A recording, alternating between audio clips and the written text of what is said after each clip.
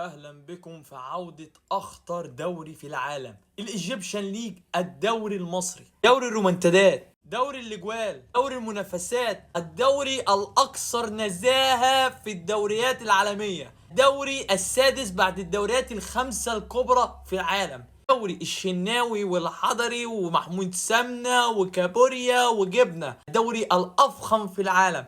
العودة باذن الله فاضل ليها يومين بالظبط.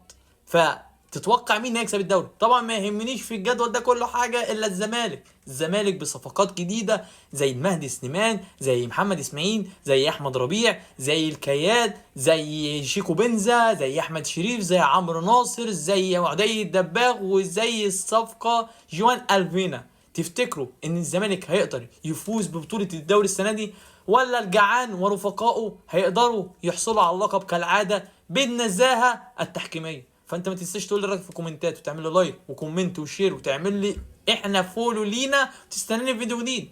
سلام.